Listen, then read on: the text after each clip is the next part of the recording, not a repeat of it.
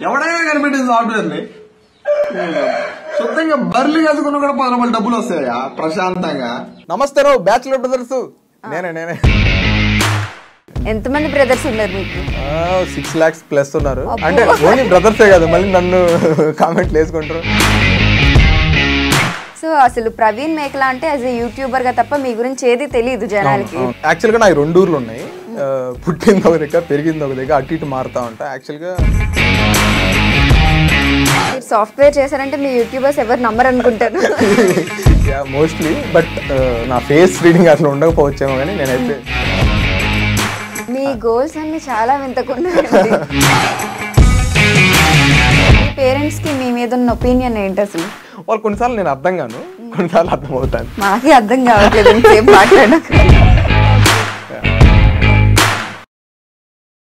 నమస్తేనో bachelor brothers. So ఈ మాట వినగానే ఈరోజు మన గెస్ట్ ఎవరో మీకు అర్థమైపోయి ఉంటుంది. సో ప్రవీణ్ మేకలా గారు యూట్యూబర్, ఎప్పుడు ఈ వర్డ్తో మనల్ని అలరిస్తూ ఉంటారు. అండ్ యూట్యూబ్లో కూడా వింత వింత ఫుడ్స్, అసలు ఇలాంటి ఫుడ్స్ కూడా తింటారా అన్నట్టు ఆశ్చర్యపరుస్తూ ఉంటారు కదా. ఈరోజు ఆయన లైఫ్ స్టోరీతో మనల్ని ఆశ్చర్యపరచడానికి విత్ యాంకర్ ప్రియదాసరి రెడీగా ఉన్నారు. ఆయనతో మాట్లాడి చాలా విషయాలు తెలుసుకుందాం. నమస్తే రావు బ్యాచులర్ బ్రదర్స్. నేనే ఎంతమంది బ్రదర్స్ ఉన్నారు మీకు? 6 lakhs ప్లస్ ఉన్నారు. అంటే ఓన్లీ బ్రదర్సే కదా, మళ్ళీ నన్ను కామెంట్లు వేసుకుంటారు. అన్న ఏందన్నా ఓన్లీ అబ్బాయిలనే, అమ్మాయిలు కూడా మేము ఫాలో అవుతున్నాం కదా, మేము చూస్తున్నాం కదా. ఈ రోజు నుండి అందరూ మీకు అన్ఫాలో చేయాలి. మీరు ఎప్పుడు నమస్తేనో బ్యాచులర్ బ్రదర్స్ అనే అంటారు. లేదు, యాక్చువల్ గా నేను నమస్తే బ్యాచులర్ సిస్టర్స్ అన్నా కూడా మ్యారీడ్ పర్సన్స్ కూడా చాలా మంది ఉంటారు కదా. సో బాయ్స్ లో కూడా మ్యారీడ్ పర్సన్స్ ఉంటారు. బట్ కాకపోతే నాకు ఎందుకు ఆ వర్డ్ బాగా క్యాచ్గా అనిపించింది. But not only bachelor brothers, bachelor sisters కూడా. అంటే ఓన్లీ బ్యాచులర్స్ అంటే బిఫోర్ మ్యారేజ్ బ్యాచులర్సే కదా. ఓకే, అట్లా అంటారా? మంచి లాజిక్. సో అసలు ప్రవీణ్ మేకలా అంటే యాజ్ ఏ యూట్యూబర్ గా తప్ప మీ గురించి ఏది తెలియదు జనాలకి. ఎప్పుడు వీడియోస్ లోనే కనిపిస్తుంటారు. పుట్టి పెరిగింది ఎక్కడ అసలు? సో యాక్చువల్గా నాకు 2 ఊర్లు ఉన్నాయి. పుట్టింది ఒక దగ్గర, పెరిగింది ఒక దగ్గర, అటు ఇటు మారుతా ఉంటా. యాక్చువల్గా మా ఓన్ విలేజ్ అయితే బెడిసిపల్లి. అంటే అది నెల్లూరు డిస్టిక్ నుంచి కొంచెం దూరంలో, ఒక 100 kilometers దూరంలో నవోదయ కృష్ణాపురం అనే ఐడియా ఉంటుంది. అంటే సెంట్రల్ గవర్నమెంట్ స్కూల్. పల్లెటూరు, చాలా పల్లెటూరు. అసలు 30 ఇళ్ళు ఉంటాయి అంతే మా ఊరు. స్కూల్స్ మా ఊర్లో ఒక చిన్న స్కూల్ ఉంటుంది, నేను కూడా అడిగేది. బట్ సరౌండింగ్స్ లో ఏమైనా ప్రైవేట్ స్కూల్స్ ఉంటే వెళ్తారు. మా ఊరు చుట్టూ అడివే ఉంటుంది, మొత్తం ఫారెస్ట్ ఏమి ఉండదు. ఇంకా భయం అవుతుంది. పాములు అవి బాగా వస్తాయా? జింకలు, దుప్పులు అన్ని వస్తాయి. వాటిని హామ్ చేయం, మళ్ళీ వాటన్నిటిని తినేస్తున్నట్టు. అయ్యో లేదు, అన్ని తింటే ఇక నేను ఇక్కడ కాదు కదా, మళ్ళీ జైల్లో ఉండాల్సి వస్తుంది. సో అయితే ఫస్ట్ అక్కడ ఉన్న తర్వాత బ్రహ్మేశ్వరం అని మా ఊరు ఉంటుంది. అంటే 2 నా ఊర్లు, అంటే 2 కళ్ళలాగా నాకు ఉన్నాయి, 2 కళ్ళలాగా నాకు 2 ఊర్లు ఉంటాయి. సో ఆడ కొన్ని డేస్, ఈడ కొన్ని డేస్ ఉంటాను. అక్కడ ఎవరు ఉంటారు, ఇక్కడ ఎవరు ఉంటారు? ఇక్కడ మా ఫాదర్ వాళ్ళు, అక్కడ మా అవ్వ వాళ్ళు ఉంటారు. మోస్ట్లీ నన్ను ఎక్కువ నా చైల్డ్హుడ్ అంతా బ్రహ్మాశ్రమంలోనే జరిగింది. ఎందుకంటే నేను అక్కడే 5th నుంచి 10th వరకు, ఇంటర్మీడియట్ కూడా అక్కడి నుంచి చదువుకున్నా. సో డిగ్రీ తర్వాత నెల్లూరుకి వెళ్ళిపోయాను. సో అయితే నాకు బ్రహ్మాశ్రం తోటి మంచి లైక్ అది కూడా పల్లెటూరేనా? అది కూడా పల్లెటూరే, బట్ మరీ అంత పల్లెటూరు కాదు. అది రోడ్డు పైకి ఉంటుంది, మాదైతే లోపలికి అడవిలో ఉంటుంది. అంత పల్లెటూరు చూసి ఇప్పుడు హైదరాబాద్ లో లైఫ్ స్టైల్ మీకు ఎలా అనిపిస్తుంది అసలు? బాగుంది, బట్ నాకైతే హైదరాబాద్ లైఫ్ స్టైల్ అంతా నచ్చుతుంది. ఎందుకంటే నేను పల్లెటూరులోనే ఉండాలనిపిస్తుంది. అంటే చుట్టూ 4 పలకరిస్తుంటే నాకు బాగా యాక్టివ్ గా ప్రో అవుతాను అన్నట్టు. రూమ్ లో ఉన్నాను అనుకో, ఇప్పుడు నేను హైదరాబాద్ లో ఉన్నా, ఓన్లీ సింపుల్ గా రూమ్ లో ఉన్నామా ఇంకంతే, ఇక తిన్నామా ఉన్నామా ఇంకంతే, ఇంకేం లేదు. ఎవడు వచ్చి మాట్లాడు, ఇప్పుడు చూసిన ఫోనే ఇంకంతే. హైదరాబాద్ ఎందుకు వచ్చిన అంటే జాబ్ చేయడానికి వచ్చిన. 2019లో నా డిగ్రీ అయిపోయింది.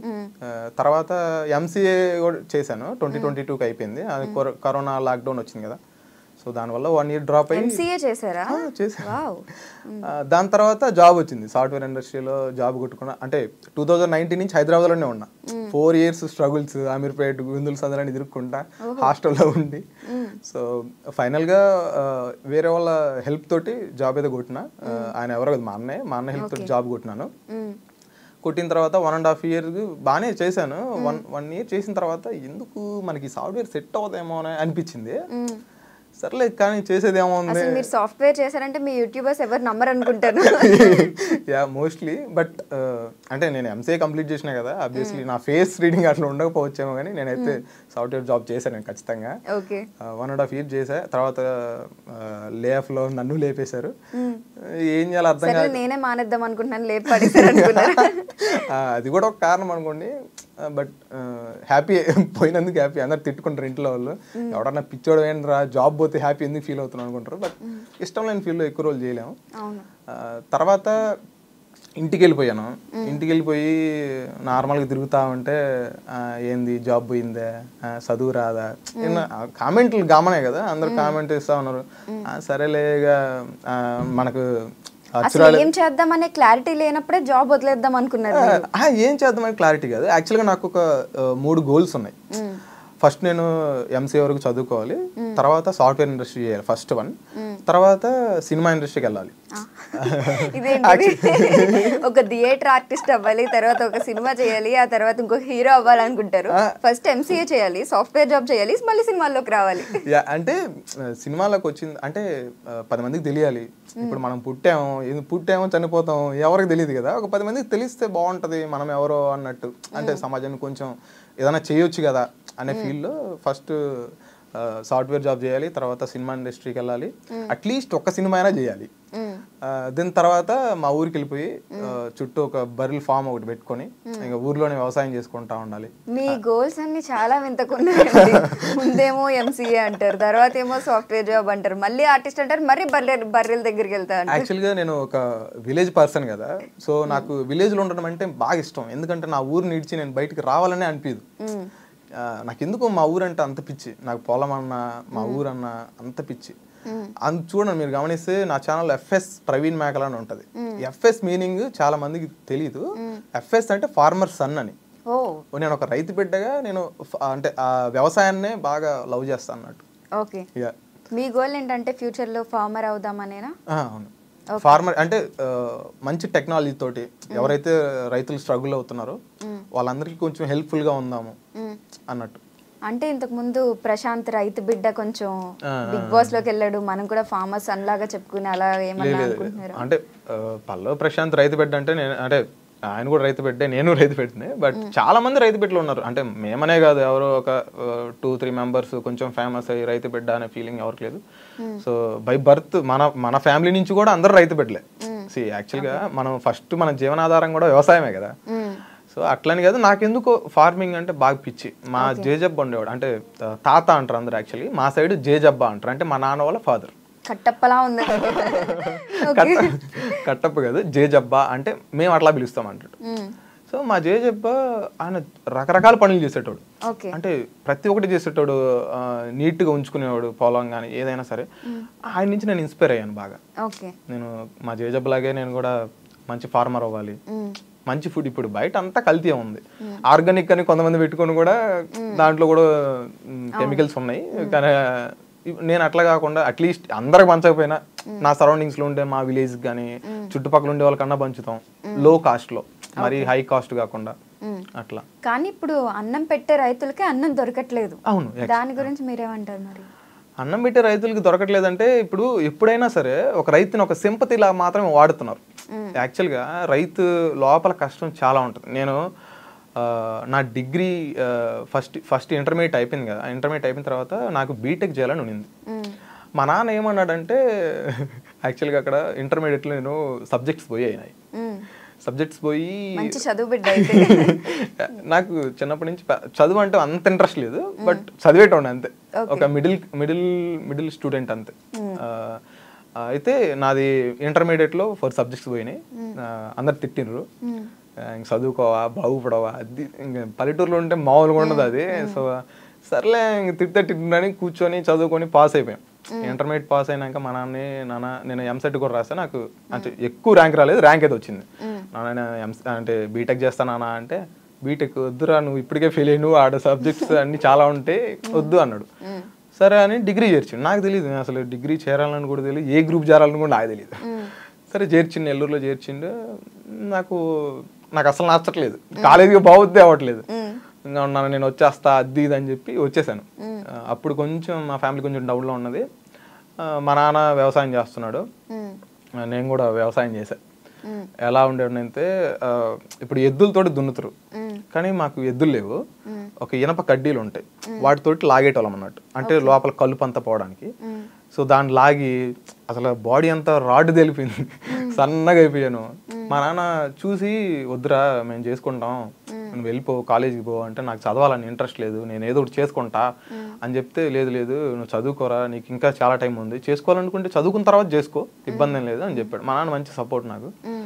సో తర్వాత నేను నెల్లూరు వెళ్ళిపోయాను. నెల్లూరు వెళ్ళిపోయిన తర్వాత నాకు కాలేజీ పోవాలనిపించలేదు. మా కాలేజీ వాళ్ళు మా నాన్న ఫోన్ చేస్తున్నాడు, మీ వాడు ఇంకా కాలేజీకి రావట్లేదు, ఏడాది తిరుగుతున్నాడు అడుగు అని. మా నాన్న ఫోన్ చేశాడు, ఎందుకు కాలేజీ పోవట్లేదు రా అన్నాడు. నాకు పోవాలనిపించలేదు అంటే, సరే నేను ఇంటికి వచ్చేస్తానా అని చెప్పా. నువ్వు ఇంటికి మాత్రం రావద్దు, నువ్వు చదివినా చదవకపోయినా నెల్లూరులో ఉండు, ఇంటికి మాత్రం రాబాకు అన్నాడు. సరేలేని ఇంకా రూమ్లోనే తినడం పండుకోవడం అంతే, ఇంక కాలేజీ పోయటాను కాదు. అట్లా ఒక 2 months జరిగింది. ఒకరోజు కాలేజీ పోయా, అందరూ మీకు ఎన్ని మార్క్స్ వచ్చాయి, నీకు ఎన్ని మార్క్స్ వచ్చాయి అని అడుగుతున్నారు, అంటే సెమ్స్లో. నాకేం 2 subjects ఉన్నాయి వెనక.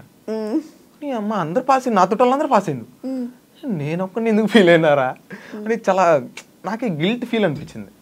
ఇక తర్వాత ఇక ఇట్లా కాదని కూర్చున్నా. మా రూమ్లో ఒక అన్న ఉండేవాడు, నరేష్ ఎర్లా అని అన్న ఉండేవాడు. అన్న కూడా మంచి స్టోరీ ఉంది, అన్న కూడా బ్యాక్గ్రౌండ్. సో తర్వాత అన్న ఒక 2 years ఆగిపోయిన తర్వాత ఆర్గానిక్ కెమిస్ట్రీ చేయడానికి వచ్చాడు, నా రూమ్లోనే ఉన్నాడు. నేను కెమిస్ట్రీ, నాకు అసలు కెమిస్ట్రీ రాదు ఫస్ట్, కానీ మా ఇంట్లో చేరాను. ఇంకా అన్న చెప్పేవాడు, ఒరే చదువుకోరా, నేను 2 years వేస్ట్ అయిపోయింది, లైఫ్ చాలా ఉంటుందిరా, మీ నాన్న చాలా సపోర్ట్ చేస్తాను నీకు అని చెప్పేటోడు రూమ్లో.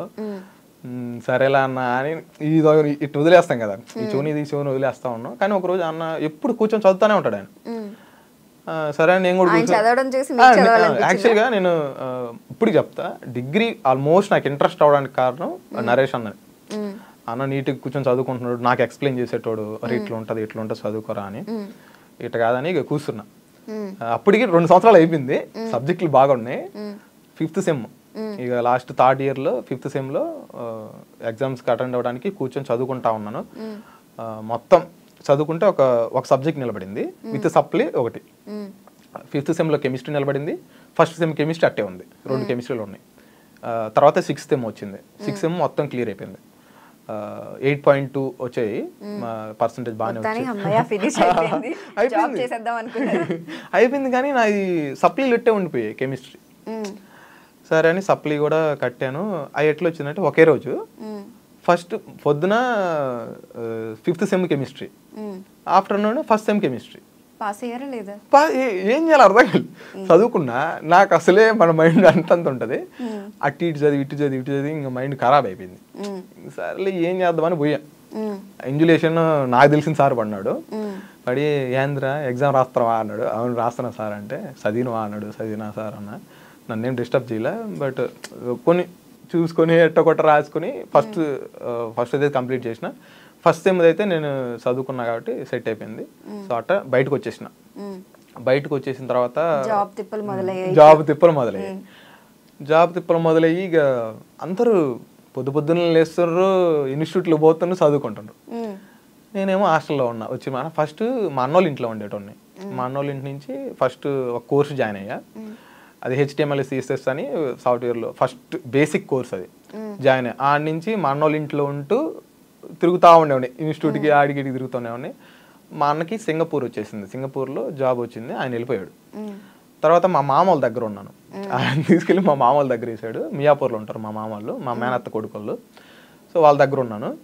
వాళ్ళ దగ్గర ఉండి ఇంకా మన వల్ల కావట్లా, అసలు ఏం చదివినా ఏం ఇంటర్వ్యూస్ కూడా క్వాలిఫై అవ్వట్లా. ఒక్క ఇంటర్వ్యూ వచ్చింది, పోయాను. HTML పైన 3 months ఫ్రీగా చేయాలా, తర్వాత శాలరీ ఇస్తాం అన్నాడు. అన్నీ బాగానే ఉన్నాయి, నేను ఎన్ని చెప్పాను. లాస్ట్లో పోయేటప్పుడు నీకు కమ్యూనికేషన్ వచ్చా, ఒకసారి చెప్పవా, ఎలా ఇంగ్లీష్లో ఎలా మాట్లాడతావు అన్నాడు. ఇక నేను తూతూ తాత అనుకుంటా, సరే బాయ్ యాక్చువల్లీ సరే బాయ్ అన్నాడు. సరే వచ్చేసిన. ఇంకా అప్పటి నుంచి లేదు, మా మామ వాళ్ళ ఇంటి నుంచి మళ్ళీ SR నగర్ షిఫ్ట్ అయిపోయినా. SR నగర్ షిఫ్ట్ అయిన తర్వాత మా ఫ్రెండ్ గారితో ఉండేవాడిని. తర్వాత లేదు, ర్యాపిడో ఈ అన్నీ అయిపోయినాక స్టార్ట్ చేశాను. ఈ SR నగర్ వెళ్ళిపోయాను. SR నగర్ పోయిన తర్వాత ఇదంతా మాట్లాడుకుంటే ఈ రోజు ఇంటర్వ్యూ అవ్వదు చెప్పేయండి. సో అది ఆ స్టోరీ. సో తర్వాత స్ట్రగుల్ పడతా ఉన్నాం. ఒక కంపెనీ వచ్చింది పైథాన్ మీద, ఒక 5K శాలరీ ఇస్తాం. 5Kనా? అయ్యో. ఓకే. కోచింగ్ తీసుకున్నాను, మంచి అంటే బాగా నేర్చుకున్నాను. అప్పుడు నా ఫ్రెండ్స్ ఒక ఇద్దరు పరిచయం అయ్యారు, బెస్టీస్ వాళ్ళిద్దరు. అంటే వాళ్ళు నవత, నవ్య, నోవా అని. సో వాళ్ళు నాకు ఎప్పుడు సపోర్ట్గా ఉండేటోళ్ళు. సరే అని 5K శాలరీ వచ్చింది, పోయిన ఇంటర్వ్యూ అయినా అటెండ్ అయినా ఓకే అని చెప్పారు. మా ఫ్రెండ్స్ ఏమన్నారంటే, వాళ్ళు కాదు మా హాస్టల్లో ఫ్రెండ్స్ ఏమన్నారంటే 5,000కి వెరీ చీప్ అన్నారు. వీళ్ళకి చీప్ అనిపించింది, నాకు కూడా చీప్ కదా అని చెప్పి నేను కామ్గా వదిలేసాను. ఇంక వదిలే అనుకుని మనమేంది ఎంత స్కిల్ ఉండి 5,000కి ఎవడ జాబ్ చేస్తాడు అనుకున్నాను. సరే వదిలేసా. ఇంకా అది పోయింది. ఇంకా తర్వాత ఎన్ని కోర్సులు తీసుకున్నా జాబ్ రాలా. ఇంకా వన్ ఫైన్ డే మా పెదమ్మ కొడుకు జాబ్ ఉందిరా అది ఇది అని చెప్పేసి హెల్ప్ చేసిండు. జాబ్ క్రాక్ చేసుకున్నాం, వచ్చేసింది. జాబ్కి వెళ్ళాను. వెళ్ళి 1.5 years సర్వీస్ చెప్పాను కదా, అయిపోయింది. తర్వాత జాబ్ పోయింది. ఏం చేయలేను, రూమ్లో ఉన్నాను. అప్పుడు రూమ్ షిఫ్ట్ అయ్యా. జాబ్ వచ్చింది, మనం పెద్ద పుడుగులం కదా ఇప్పుడు, శాలరీలు వస్తలేదా అనుకుని ఇంకా రూమ్ షిఫ్ట్ అయ్యా. రూమ్లో కూర్చొని అన్ని ఖర్చులే. ఇంకా బైక్ ఉండింది మా మామ కొడుకుది, బైక్లో ర్యాపిడో కొడుతుంది. అన్ని ఖర్చులు మొదలయ్యే, జాబ్ పోయింది. ఇక ర్యాపిడో కొడుతున్నా. ఇక తిన్నాడికి ఎవరిని అడగ, ఇప్పుడు జాబ్ చేసి మళ్ళీ డౌన్ వెళ్ళాలంటే కష్టం కదా. సో అందుకని మళ్ళీ ఇక ర్యాపిడో కొట్టుకుంటా చదువుకుంటా ఇక అటు ఇటు సాగిపోతా ఉంది. ఇక తర్వాత ఇంక ఇట్ట కాదని ఇంటికి పోయి యూట్యూబ్ స్టార్ట్ చేసిన. యూట్యూబ్ ఎలా కూడా చాలా కంటెంట్లు చేసినట్టున్నారు. యాక్చువల్గా నేను యూట్యూబ్ చేయాలనుకోలే. మా మామ కొడుకుంటాడు మనోహర్, బ్రహ్మానంద్ సార్ ఒక డైలాగ్ చెప్తారు చూడు, చిన్నప్పుడు చదువుకునే రోజుల్లో తిప్పి చేశాడు. వాడు మావాడే మనోహర్ అని, మా మేనమామ కొడుకు. చిన్నప్పటి నుంచి వాడు ఏం పనులు చేసినా అన్ని నాతో చేపించేవాడు. ఎట్టంటే వాడు నా చదువుకునే రోజుల్లో తిప్పి చేశాడు చూడు, వాడు కూడా పిప్పి చేసిండు. వాడుతో యూట్యూబ్ ఛానల్ ఉందా? లేదు, వాడు ఎలక్ట్రీషియన్, సచివాలయం జాబ్ లో ఎలక్ట్రీషియన్ వచ్చింది ఒక జాబ్. వాడికి నాతో చాలా మెమరీస్ ఉన్నాయి మా ఇద్దరికి. ఒక మెమరీ షేర్ చేసుకుంటా. మేము 9th లో ఉన్నాం అని తేనెతెట్లకని పోయాం. పొద్దున 10 గంటలకు పోయాం తేనెతెట్లకి. గాను అన్ని వాగులు వంకలు తిరుక్కుంటా తేనెతెట్లు రాలుకుంటా 2 లీటర్ బాటిల్ నిండా తేనె చేసి ఇంకా వస్తా ఉన్నాం. మేమందరం పోయేటప్పుడు మా ఫ్రెండ్ ఒకడు నేను వస్తారంటే వద్దు పోరా అని చెప్పి దోసాం.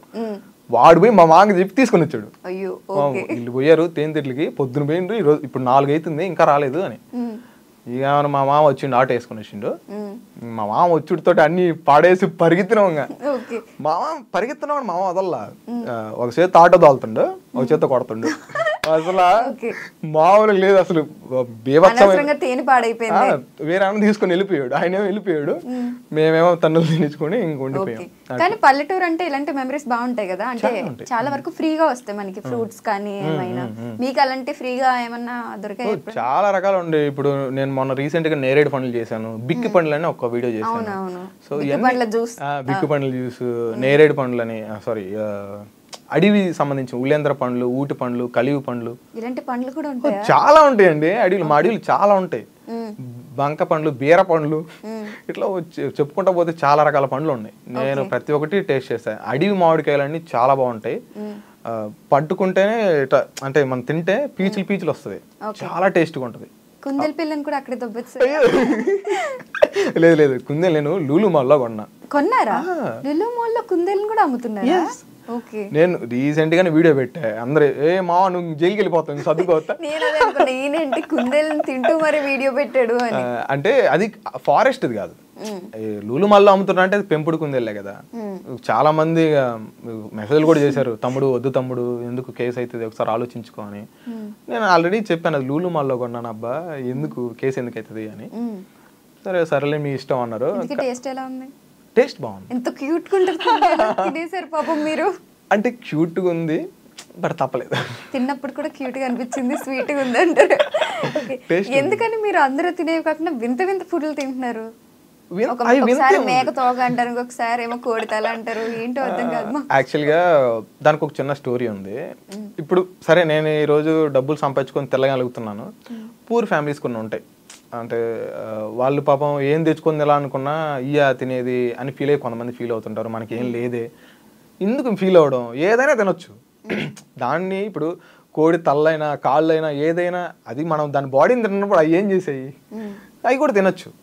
సో అన్నట్టు అనుకొని ఏముంది ఇది కూడా తినొచ్చు, నేను తింటాను, నేను తిని చూపిస్తా, మీరు కూడా తినండి అనే ఫీలింగ్ లో అవి చేయాల్సి వచ్చింది. మీరేనా వంట చేసేది? మీరేనా? ఓకే. ఇంతకుముందు ఫస్ట్ లో ఒక బామ్మగారు చేసేవారు అనుకుంటా. మా అవ్వ. ఓకే. మీకు కూడా కొంచెం అంటే మాకు తెలియని ఫుడ్స్ ఏవో పాతకాలవి సొద్దబువ్వ అంటే సొజ్జలు, ఊర్లో సొజ్జలు, జొన్నలు, రాగులు, అరికెలు, బరికెలు, చాలా ఉన్నాయి. మా అవ్వని అడిగా ఇవన్నీ చేసి పెట్టు నాకు అని. పాప కొంచెం ఏజ్డ్ అయింది, కొన్ని చేసి ఇచ్చింది నా కోసం. కానీ ఇప్పుడంటే మిక్సీలు అవి ఉన్నాయి కానీ ఆమె రుబ్బి యాక్చువల్ గా ఇక్కడ ఏమైతుందంటే మన వాళ్ళకి వెజ్ చేస్తే ఎవరు చూడట్లా మన వీడియోస్. అని ఎంత పురాతనమైంది సరే వెజ్ చేస్తే అసలు చూడరు. నాన్ వెజ్ అనుకో ఓయమ్మ ఇటు రేది ఎత్తుకొచ్చారు ఈ రోజా ఉంది అని ఫీల్ అయ్యి ఇక వచ్చిన మా ఏదో తెచ్చిండు అనే ఫీలింగ్ లో వస్తారు. సో నన్ను మంచిగా సపోర్ట్ చేస్తాను నా బ్యాచులర్ బ్రదర్స్ సిస్టర్స్ కూడా. ఇంతకీ మీకు ఇష్టమైన ఫుడ్ ఏంటి తినడానికి బాగా? నాకు ఇష్టమైన ఫుడ్ మా అవ్వ చేత్తో చేసిన రాగి సంగటి మిరపచారు వేసుకుని తింటే. అప్పుడు ఒకసారి వీడియో చేసినట్టున్నారు ఫస్ట్ లో, అంత క్లిక్ అవ్వలేదు కానీ. క్లిక్ అవ్వలేదు, అదే చెప్పాను కదా క్లిక్ అవ్వని. ఓకే. వెజ్ జనాలకి నచ్చదు అంటారు. అయితే గర్ల్ ఫ్రెండ్స్ పెళ్ళి ఎప్పుడు చాలా మంది అడుగుతున్నారు. గర్ల్ ఫ్రెండ్స్ అంటే ఒకప్పుడు ఉండేటోళ్ళు, ఇప్పుడు లేరు, సింగిల్ గానే ఉంటున్నా. మ్యారేజ్ మీద మీ ఒపీనియన్ ఏంటి? ఒపీనియన్ అంటే మనం మూవ్ అయ్యేదాన్ని బట్టి. ఇప్పుడు ఒక అమ్మాయి వచ్చింది మనల్ని ఇష్టపడుతుందంటే మనం మూవ్ అయ్యేదాన్ని బట్టి ఉంటుంది ఏదైనా సరే. ఇప్పుడు ఇద్దరు అండర్స్టాండింగ్ బాగుండి ట్రస్టెడ్గా ఉంటే లవ్ చాలా బాగుంటుంది. అట్లా కాకుండా ఏదో వచ్చామా టైంపాస్కి తిరిగామా అనుకుంటే లవ్లు అన్నీ అవసరం లేదు. ఏదో ఉండేదే చిన్న లైఫ్, నువ్వు ఈ రోజు ఉంటాం రేపు పోతాం కూడా తెలియదు ఫస్ట్. అట్లా దానికి లవ్ చేసి అమ్మాయి కోసం బాధపడి అమ్మాయి కోసం పిచ్చి ఉన్నాయి అంత అవసరం నాకు లేదనిపించింది. ఇంకా పల్లెటూరు అనగానే మీకు బాగా గుర్తొచ్చేది ఏంటి? అంటే పల్లెటూరులు బాగానే ఉంటాయి కానీ ఇప్పుడు మీరు ఏదన్నా కొనాలంటే అక్కడ ఒక షాప్ కూడా దొరకదు మీకు. అది ఇక్కడైతే Zepto, Dunzo, Swiggy mart, Instamart, Blinkit, డంకిట్ మొత్తం బోర్డు ఉన్నాయి. సో ఏది బాగుంది మీకు? అక్కడికి వెళ్తే ఏది దొరకదు కదా, ప్రతిదీ ఇప్పుడు వర్షం పడుతుంది అయినా సరే మీరు తడుచుకుంటూ వెళ్ళాలి, ఎక్కడికో వెళ్ళాలి. అంటే యాక్చువల్గా మేము వాన పడినప్పుడు బయటికి కొన్నట్టు ఏం లేదు, చేలోనే పండుతాయి. ఇప్పుడు మా చేలు మేము వేసే పంటతో పాటు గోంగూర, వంకాయలు, బెండకాయలు, దొండకాయలు అన్నీ వేసుకుంటాం, అన్ని తీసుకొచ్చుకుని కూర చేసుకుంటాం అంతే, ఏం ప్రాబ్లం ఏమి ఉండదు. మరి ఇలాంటి వీడియోస్ కూడా చేయొచ్చు కదా, పల్లెటూరుకి సంబంధించి అక్కడ దొరికేవి. అక్కడ ఉంటారు అరకు ట్రైబల్ వాళ్ళు చేస్తుంటారు ఆ విధంగా. నేను కూడా చేద్దాం అనుకుంటున్నా, బట్ కాకపోతే ఇప్పుడు యాక్చువల్లీ హైదరాబాద్ లో ఎందుకుంటున్నానంటే మళ్ళీ జాబ్ ట్రై చేస్తున్నా. మళ్ళీ సాఫ్ట్వేర్ జాబ్ మొత్తం ఒక చోట ఉండడం, అందులో నుండి ఇందులోకి, ఇందులో నుండి అందులోకి మిక్స్ వెజిటబుల్ కర్రీలా ఉంది మీ లైఫ్ స్టోరీ. యాక్చువల్గా నాకు ఇప్పుడు సాఫ్ట్వేర్ జాబ్ ఎందుకు అవసరం అంటే నేను చెప్పాను కదా వ్యవసాయం చేయాలని, సో దానికోసం కొంచెం అమౌంట్ కావాలి.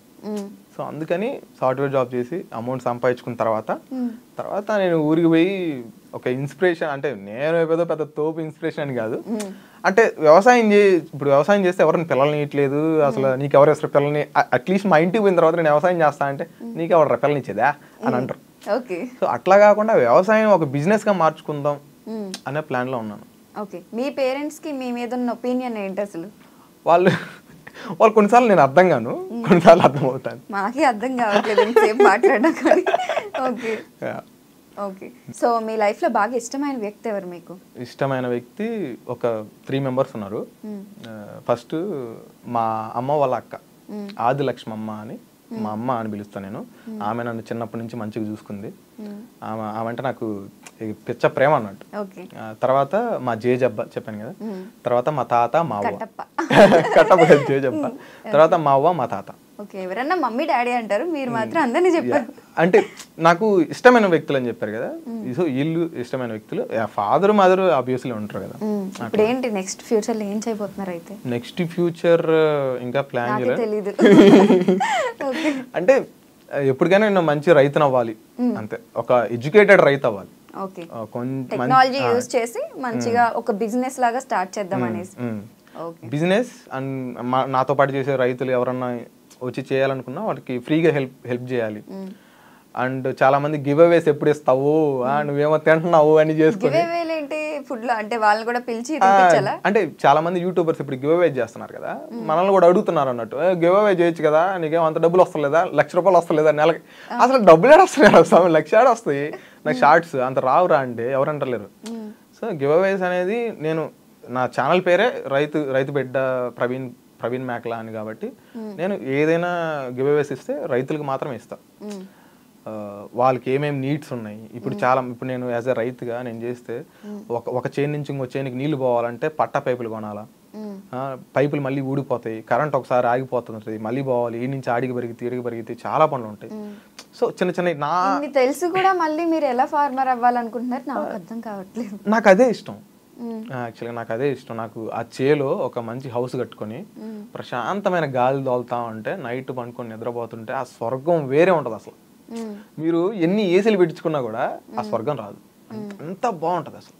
పల్లెటూరు వైబ్స్, నువ్వు నీట్గా పొలంలో ఒక మంచి పొలం అంటే మంచి ఇల్లు కట్టించుకొని ఇల్లు పైన ఒక మంచం వేసుకొని అంటే నులక మంచం వేసుకొని దానిపైన ఒక పరుపు పడుచుకొని ఇట్లా వండుకొని చుక్కలను చూసుకుంటా పండుకుంటుంటే చల్లగాలి తగులుతుంటే బా ఆ ఫీల్ అసలు నేను ఫుడ్ తినేటప్పుడు బా అనిపిస్తుంది చూడు, అంతకంటే బాగుంటుంది, చాలా బాగుంటుంది. Okay, thank you so much for coming. మీరు మంచి ఫార్మర్ అవ్వాలనేసి మేము కోరుకుంటున్నాము, మీ యూట్యూబ్ కూడా ఇంకా గ్రో అవ్వాలనేసి కోరుకుంటున్నాం. ఇంకా వింత వింత ఫుడ్లు తినండి. ఓకే, కుందేళ్ళు మాత్రం తినకండి, క్యూట్ గా ఉంటుంది అది.